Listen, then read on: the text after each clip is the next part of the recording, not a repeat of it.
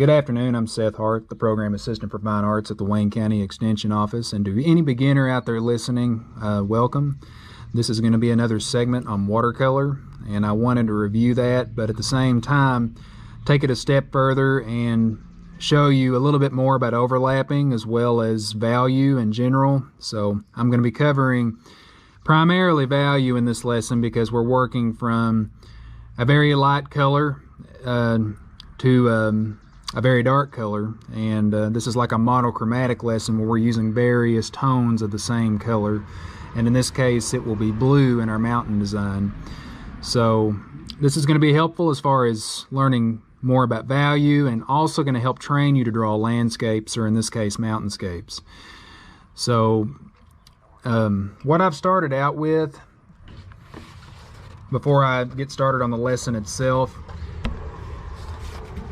is just a simple value scale or value diagram that I made, and it's in 5 steps, and it goes from a very pale blue to basically black. It's not solid black, it's mixed in with some blue too, but just, you know, to the darkest part of the scale anyway. So I do encourage you to make your own value scale before you get started on this, just so that you can practice. And the lightest color in this design will be white because it's the natural color of the paper, of course, but we're just going to be adding a touch of blue with each layer, and eventually we're going to start adding black to make our dark tones. So just another look at the value scale, and take one more look at the Mountainscape before we get started.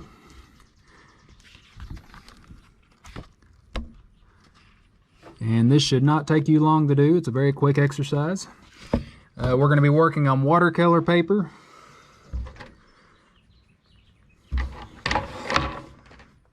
And as a review to my 4-H'ers, if you're tuning in, or if you're a parent of one of my 4-H'ers, this exercise would go under section 728 in the State Fair catalog as watercolor, and it's described as using watercolors and a variety of techniques to complete a painting on watercolor paper.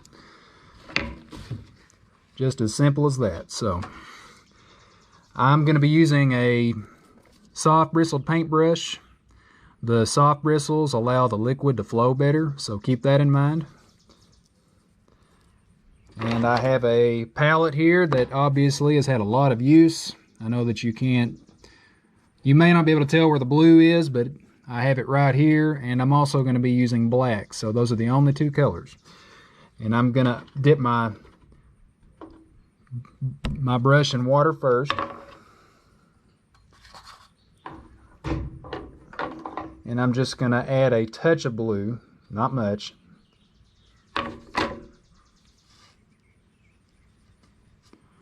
Might be just a little bit too much blue. Luckily, watercolor's forgiving when it's wet. You can clean out your brush and remove what you don't want to a certain extent. So all I'm going to be doing is basically sketching that first layer in. Keep in mind that mountains are organic in their form. They don't look a set way or a certain way, just sharp and rocky and not symmetrical. So don't get hung up on perfection here, because nothing in nature is perfect in form. So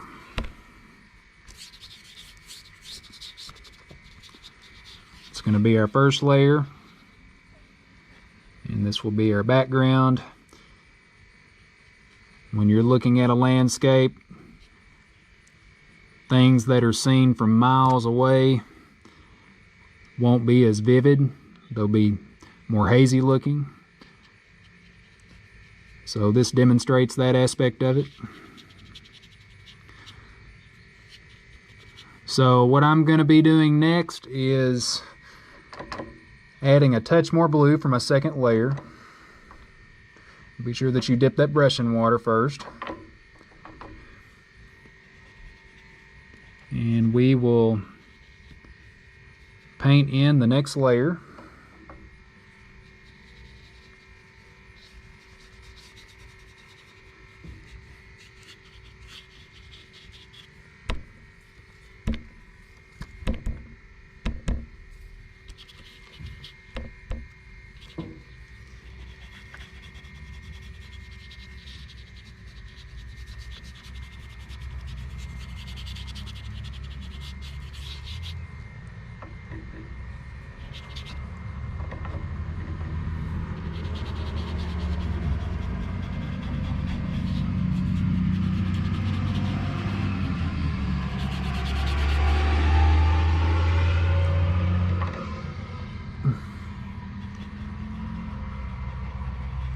So I'm going to start on my third layer. Again, I'm just adding more blue to make it darker.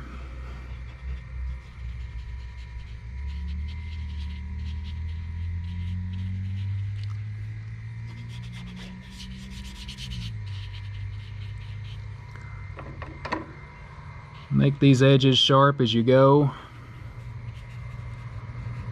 You can always go back and fine-tune it to make those edges crisp, to show that it separates each layer. You know, penciling these mountains out is an option, but if you're using a pencil to do that, or in other words, if you're choosing to use a pencil at all, I would make those lines very light to where you can barely see them.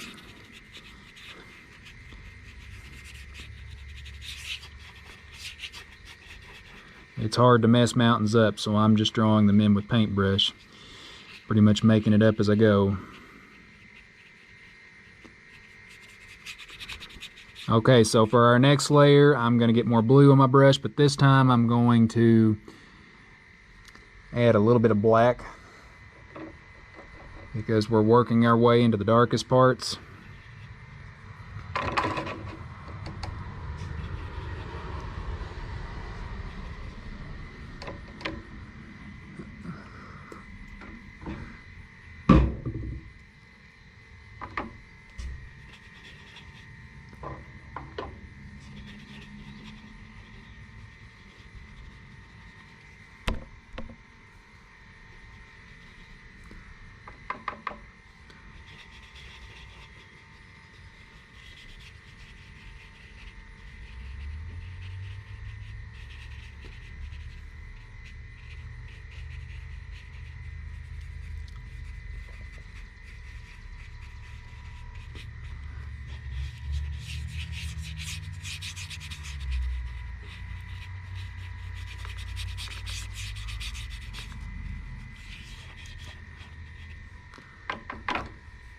I'm going to add just a little bit more blue to that layer because I don't want it to look too black.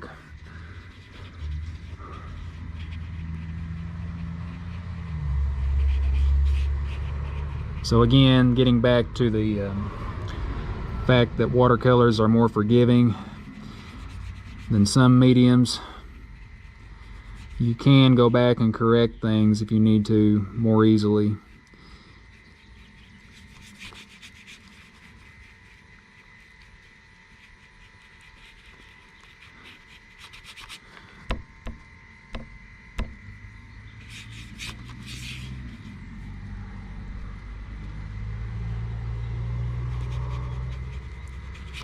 So we're going to add one more layer and we will be finished.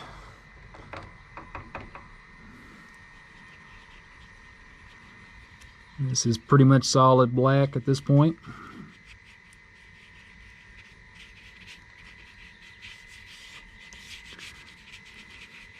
Still has some blue in it just because it's a shade of that particular color.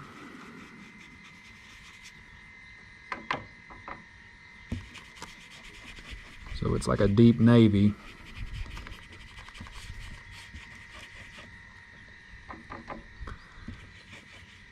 And again, this is just a 5-step scale, but if you wanted to make this even bigger and make it a 10-step scale, you can start even lighter in color than what's in the background here and just have more steps as you go down. you can make the scale as long as you want, but it gets a little bit trickier and a little bit more complex when you have more steps in it. So starting out as a beginner, keep it simple, just keep it at a few steps. So with that said, we will conclude this for the day. I appreciate you tuning in, and we will see you in the next video. Have a good day.